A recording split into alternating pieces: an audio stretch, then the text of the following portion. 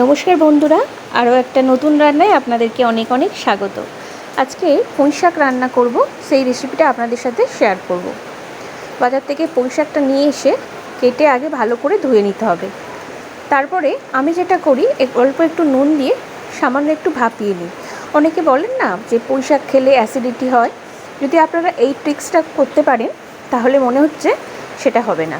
অল্প সামান্য একটু ভাপিয়ে নিয়ে ফেলে দিলাম। তারপর কড়াইতে তেল দিয়ে কালো জিরে, শুকনো লঙ্কা, একটু রসুন কুচি, পেঁয়াজ কুচি আর টমেটো কুচিটাও দিয়ে দিলাম। তারপর আমি এখানে আলুটা আজকে সরু সরু করে কেটে করব, তাই সেটাও অ্যাড করে দিলাম। এবার এগুলো একটু ভালো করে ভেজে নেব।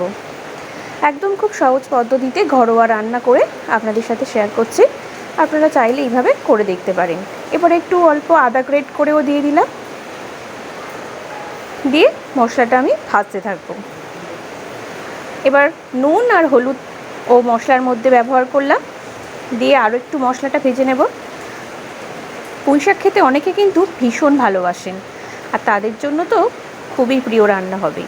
আর কাতলা মাছের মাথা দিয়ে আমি এটা বানাচ্ছি। মাছের মাথাটা আগে থেকেই ভেজে তুলে রেখেছিলাম, তাই সেটাও আর একটু ওই মশলাগুলোর সাথে ভেজে নিলাম।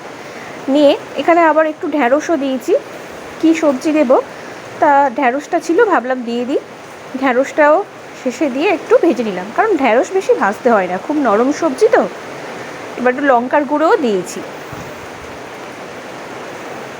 সমস্ত কিছু দেখুন আমার বেশ মশলার সাথে ভালো করে কষানো ভাজা হয়ে গিয়েছে। এবার আমি ভাপিয়ে রাখা পুঁই শাকটা দিয়ে দেবো।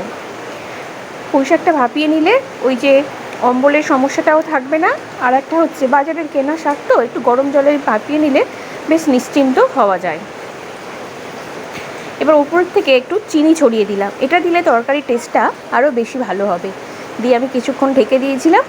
দিলেই কিন্তু দেখুন রান্নাটা আমার মোটামুটি হয়ে এসেছে। যেহেতু পুঁই শাকটা আগে থেকে ভাপিয়ে নিয়েছি, তাই খুব বেশি জল কিন্তু আর ওঠেনি। সমস্ত কিছুর সাথে ভালো করে মিক্স করে নিলাম। রান্না আজকের মতো কিন্তু কমপ্লিট। কেমন লাগলো জানাবেন, ভালো লাগলে একটা লাইক করে দেবেন, আর নতুন বন্ধু হলে চ্যানেলটিকে সাবস্ক্রাইব করে দেবেন। ধন্যবাদ ভিডিওটা দেখার জন্য।